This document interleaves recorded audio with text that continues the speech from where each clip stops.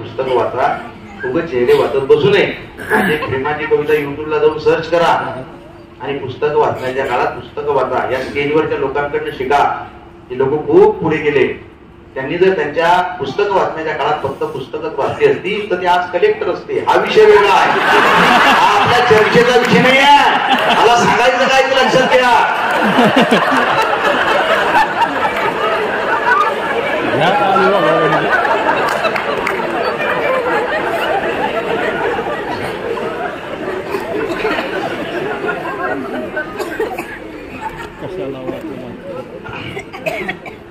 पण खरं सांगू, तुमचा एवढा प्रतिसाद बघून मला असं वाटतंय की कोणती कविता घेऊन कोणती नाही. पण आपला वेळ झाल्यामुळं परत तुमच्या अंबडमध्ये येईल. त्यावेळेस खऱ्या अर्थानं एक शरण नावाची माझी कविता त्या काळात घेईल मी. स्मशानभूमीवर लिहिलेली 8 ओळीची कविता.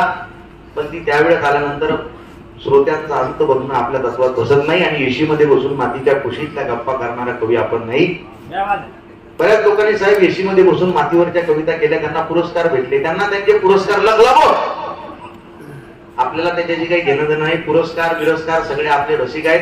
त्यांच्या डोळ्यांचा, टाळ्यांचा, त्यांच्या हसण्याचा प्रतिसाद हाच आपला जगातला सगळ्यात मोठा पुरस्कार आहे. आणि तुम्ही तो पुरस्कार आपल्याला देता येतो आपलं जमीन नाही. माझी कविता ही पुण्या विद्यापीठाला अभ्यासक्रमाला लागली हे मला 3ऱ्या माणसाने सांगितलं. मलाही माहित नाही की बाबा अभ्यासक्रमाला लागली. ते आता 700 कॉलेजेसमध्ये शिकवले जाणार आहे. मित्र वनव्यामध्ये गारव्यासारखा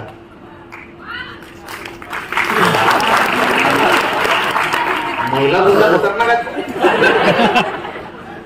आणि ज्यांनी शेतकऱ्याचा बोललाय पण मी, तुम्ही शेतकरी सगळे 2 ओळीची कविता मी शेतकऱ्याला लिहिली होती, पत्रकारांनी व्हायरल केली होती. किती ओळीची? शेतकऱ्याचा पोरगा काय लिहिते बघा. माझे वडील 3 महिन्याच्या आधी गेले बरं, जग सोडून. ब्लड कॅन्सर होता त्यांना.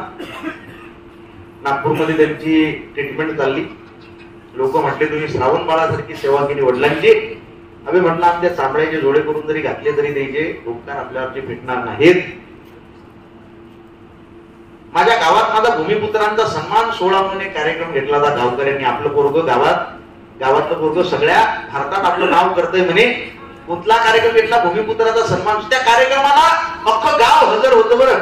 त्या कार्यक्रमाला माझे वडील हजर नव्हते, माझी आई हजर नव्हती. दोघंही वेगवेगळ्या हॉस्पिटलमध्ये ऍडमिट होते. माझी बहीण आईजवळ, भाऊ वडिलांकडे. माझ्या हक्काचा माणूस तिथं कोण नाही.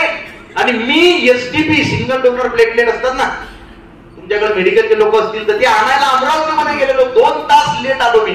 6:15चा कार्यक्रम होता. मी अमरावतीमध्ये होतो 6:15 वाजता. कार्यक्रमाला उशीर झाला. मी स्टेजवर पोहोचलो तोपर्यंत माझ्या वडिलांचे मला 7-8 फोन आलेले होते. माझे वडील सिरियस आणि त्यांचे मला 7-8 फोन. त्या स्टेजवर चढल्यानंतर माझ्या गावकऱ्यांना मी माफी मागितली. एवढंच सांगितलं की माझा देव म्हटलं या देवळात नाही, माझा देव ऍडमिट आहे तिकडे हॉस्पिटलमध्ये. तुमचे जेवढे फोन आले ना म्हटलं मला, त्याच्यापेक्षा जास्त माझ्या बापाच्या हॉस्पिटलमधून फोन आले मला. आणि माझ्या बापाचं एक वाक्य होतं की अनंता, अबे तू काय गावापेक्षा मोठा झाला का म्हणे. लक्षात ठेव म्हणे बाबू, किती मोठा झाला आणि किती पुढे गेला तरी तुले शेवटी मेल्यावर जाळायला गावात जाणायला लागणार आहे. बापाचं वाक्य अजूनही मी विसरू शकलो नाही. आणि त्यावेळेस स्मशानभूमीवर लिहिलेली एक कविता मी गावापुढे सादर केली. माय स्मशान नावाची. कुठली? स्मशानभूमीला आईची उपमा देते का कोणी? आईची उपमा दिली स्मशानभूमीला. मॅडम, गावाच्या वेशी लागून शांत वातावरणात भकास वाटणारी एक स्मशानभूमी आहे. ऐकता ना? हो. गावाच्या वेशी लागून शांत वातावरणात भकास वाटणारी एक स्मशानभूमी आहे. रस्त्यावरून दूर तिच्या 4 वाकड्या खांबांचा आधार घेतलेला देह, पण डोक्यावर तुटलेल्या अर्धवट पत्र्यांचा पदर बघता येतो. सदांकदा एखादं मसनीवून नाही तर हाडाच्या तुकड्याला शांतपणे निरखून बघणारं श्वान त्या भूमीची विद्रुपता भकासपणा वाढवत असतो. सौंदर्यवर्धक प्राण्यांचा जणू तिथं दुष्काळ पडलाय.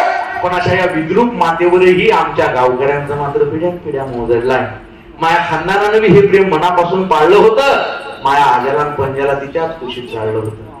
मायमाय म्हणते जो आला त्याने तो काळ खाणारच आहे. आणि प्रत्येक जण त्या मसनीच्या कुशीत कधीतरी जाणार.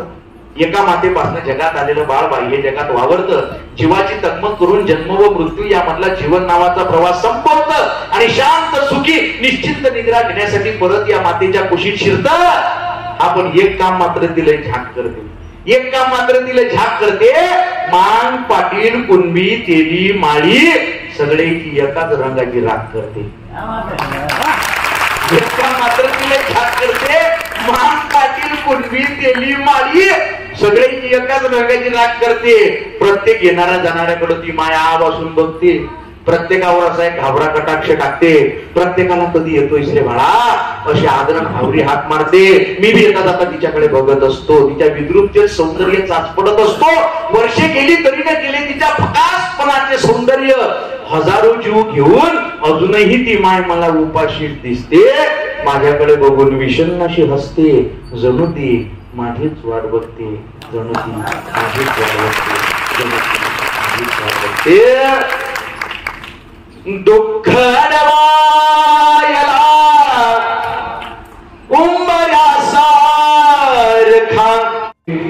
गारव्यासारखा मित्र वनव्यामध्ये गारव्यासा. आता मोबाईल काढले चालतात, 4 वेळा तुम्ही मोबाईल काढले खिशात ठेवले मला लक्ष आहे. मित्र वनव्यामध्ये चालू केले की मोबाईल बाहेर. वा वा, कौतुक आहे तुमचं. मला महाराष्ट्रामध्ये एवढे कार्यक्रम ज्यांनी एसी मध्ये बसून मातीच्या कुशीतल्या गप्पा केल्या दादा, त्यांना बी आपण सोडलं नाही, त्यांच्यावर मी 2 ओळी लिहिल्या. जन्म गेला तुझा गारव्यासारखा काव्य था मांडतो भोगल्यासारखा, दुःख का मांडतो भोगल्यासारखा.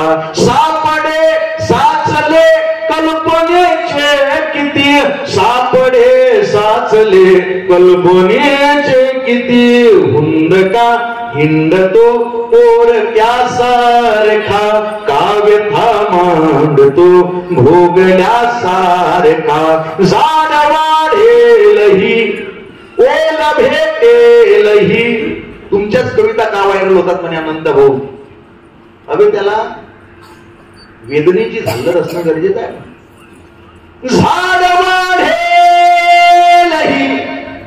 ओल भेटेलही, आत जा तू जरासा मुळासारखा काव्य था मांडतो भोगल्यासारखा. दुःख अडवायला उंबऱ्यासारखा मित्र वनव्यामध्ये गारव्यासारखा. वाट चुकणार नाही जीवनभर तुझी, वाट चुकणार नाही जीवनभर तुझी. एक तू मित्र कर, एक तू मित्र कर आरशासारखा मित्र वनव्यामध्ये गारव्यासारखा. आत्महत्याच करणार नाही कुणी, आत्महत्याच करणार नाही कुणी. मित्र असला जवळ जर मनासारखा मित्र वनव्यामध्ये गारव्यासारखा. कामुदा हिंडतो देव शोधायला. 1,00,000 व्हिडिओ तयार झाले या कवितेचे संजय भाऊ. कथेत कीर्तनात दशावतारीमध्ये लोक स्क्रिप्ट चेंज करत नाही कोकणात. त्याच्यात यांनी ही कविता राम रावणाचं युद्ध चालू असताना टाकली. उसाच्या गाडीवर वडाप मध्ये लोक लग्नात नाचले दादा या कवितेवर.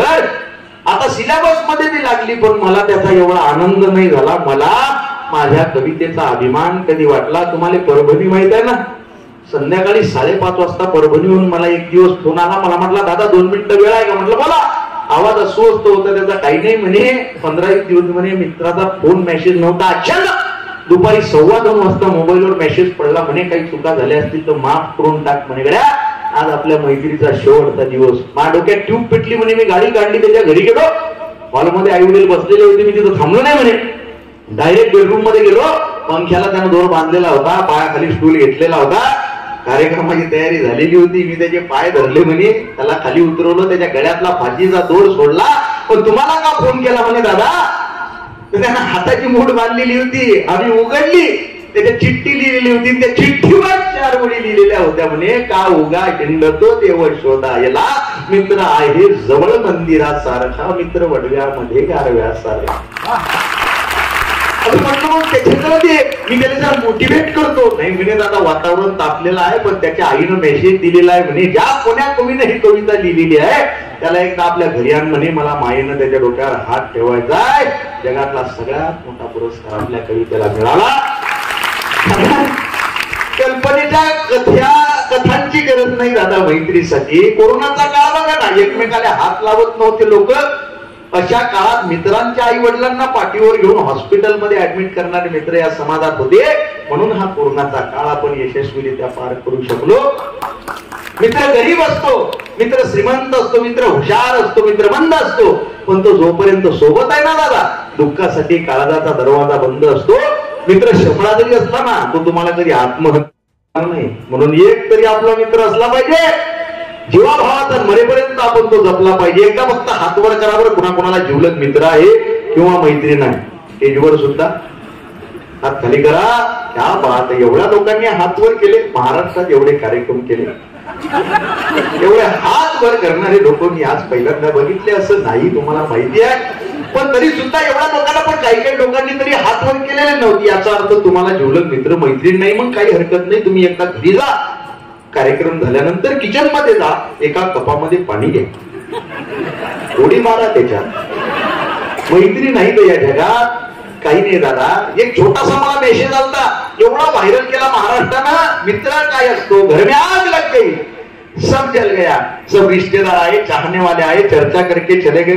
गारव्या मित्र वनव्या मध्ये गारव्या जाळताना मला देह ठेवा, जाळताना मला देह ठेवासा, हात खांद्यावरी हात खांद्यावरी टाकल्या सारखा, मित्र वनव्यामध्ये गारव्या सारखा, दुःख अडवायला उंबऱ्या सारखा, मित्र वनव्यामध्ये गारव्या सारखा.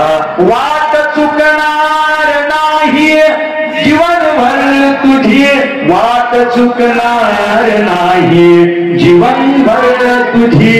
एक तू मित्र कर, एक तू मित्र कर, आरशा सारखा, मित्र वनव्यामध्ये गारव्या सारखा, गारव्या सारखा,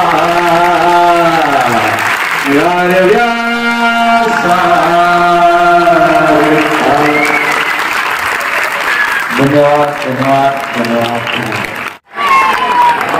बस बस बस बस, जा घरी झोपा आता. खूप खूप धन्यवाद साहेब. संयोजन